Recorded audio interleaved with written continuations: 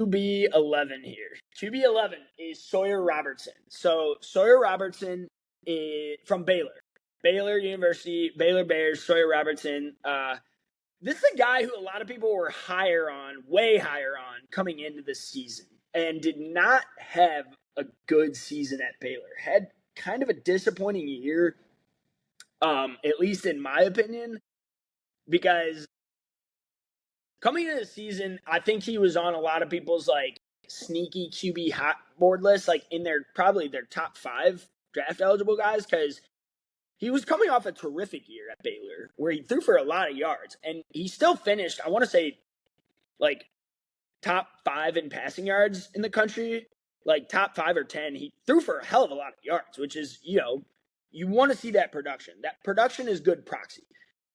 I value yards. Like, sometimes you value yards over efficiency. I don't want to always say that because, like, Mendoza was just like the most efficient quarterback we've ever seen and, didn't throw for a ton of yards. But Joe Burrow did both. But sometimes you don't mind just seeing a high-volume passer.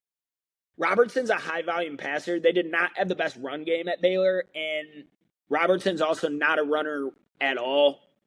Some people told me he was, and I was like, I think you're watching the wrong guy. Like, he's not really a runner whatsoever. And he was not a factor in the QB run game at all this season. So the reason people were high on Sawyer is he looks the part of an NFL quarterback. He looks like a franchise quarterback. He's a big guy, has a decent arm. He's 6'4", staying at 6'4", which is the prototypical size of a franchise quarterback. 216 pounds. That's plenty big enough, plenty strong enough. 23.1, just turned 23, fine age. However, his record as a starter is only 13-14. He had a very disappointing year for Baylor. The whole team did, so I don't want to put that all on Sawyer's shoulders. However, I thought the receivers he had were pretty decent. And again, the passing offense was not the problem on offense. It was the lack of run game. But Sawyer was not efficient enough. He was not accurate enough. Only a 60.3 completion percentage, which is extremely low in the year 2026. If you see a number under 60, it's almost like whoa to look at. Like back in the day, I feel like quarterbacks only completed like 58% of their passes, and now it's like if you're under 60, it's like unheard of, and it's like I'm not going anywhere near that guy. 60.3 completion percentage is very, very low by today's standards.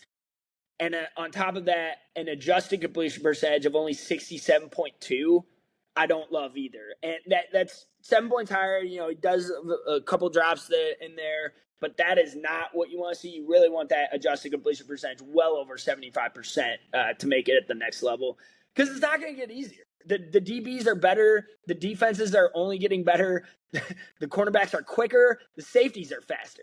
So the tight windows you're throwing into are closing faster. They're closing faster. They're smaller.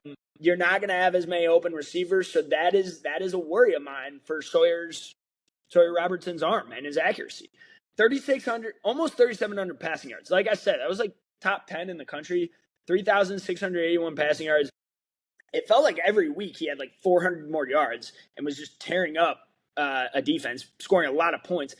Baylor's defense couldn't stop anyone either. One of the worst run defenses I've ever seen in college football, but they scored a lot of points, didn't win a lot of games. Sawyer put up a lot of stats, so a lot of people value that. However, this is some pretty bad inefficiency here. 60% completion percentage, only 7.3 yards per pass, and touchdown interception was only 31-12. 31 touchdowns to 12 interceptions. That's not great. Also 22 sacks, so not the best at escaping pressure. Like we said, a 137.2 passer rating. You'd ideally like to see that above 150. 137.2, a little lower for my liking. And the PFF grade here was only a 70.3, which I want to say is lowest of all the guys on this list. That is the lowest PFF grade of all the quarterbacks, all 15 quarterbacks here, 70.3. Last season when Sawyer was better, he was only like a 77. I saw what people were talking about last year. I saw the arm talent. I saw the arm strength. I saw the size, but he just did not develop at all. Had a much worse season in 2025 than he did in 2024. So I wouldn't feel comfortable about drafting that personally. PFN score, Pro Football Network score, is 82, which is a little higher. QBR equals is same PFF as his PFF grade here, which is a 70 QBR, which, you want that above the 80s, a little higher than guys like Jalen Daniels in 68, but you'd ideally want that higher in the 80s. And then the wins above average was only a 0.075. So, like I said, I thought Baylor had a pretty decent receiving core for him to throw to this year, and I did not think he was making the most of it. I know he put up a lot of yard totals. I know he put up a lot of passing stats and numbers, but they didn't win a lot of games. They finished 5-7, failed to reach a bowl game, and I just saw some pretty bad misses from Sawyer, some wild inconsistencies from an accuracy standpoint. So we'll get into it a little bit more. So production score from the Next Gen Stats at the NFL Combine, 66, which was ninth among these quarterbacks. However, here's the athleticism part that worries me. So the athleticism score, 64, this was 15th. So lowest of the low of these 15 quarterbacks. And the total score was also 15th. So did not have a great combine, did not test super well, not the best athlete. However, probably put up better raw passing totals than a lot of people give him credit for. So I do think there is some meat on the bone there. Like I said, he has a better arm than the previous 4 quarterbacks I just named.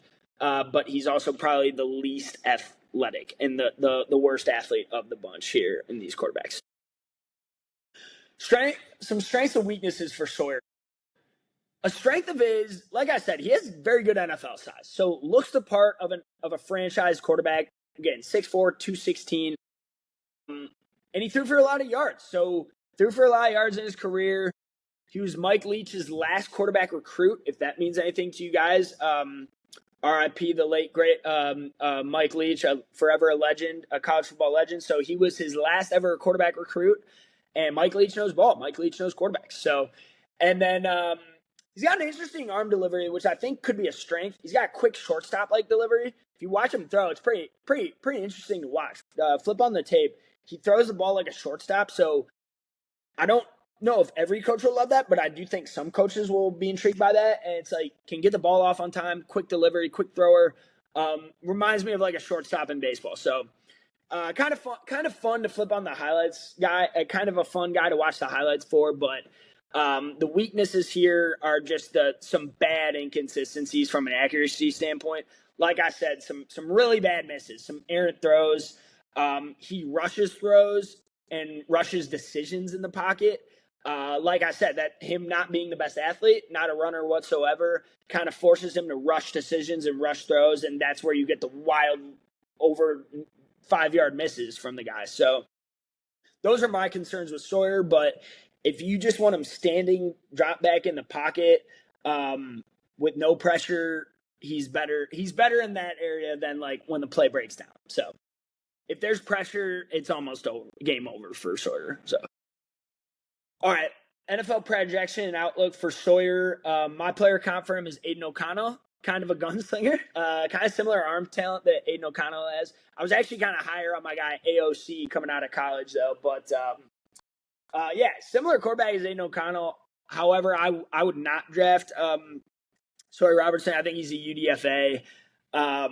Team fits, again, maybe the Raiders. Maybe the Raiders could sign with AOC as their backup, to compete with AOC as the third backup, or maybe an in-state team in Texas gives them a shot, like the Texans. Texans could be using a QB3. They also might be needing a QB1 still, so we don't really know what Stroud's future looks like. So that's all I got on Sawyer Robertson.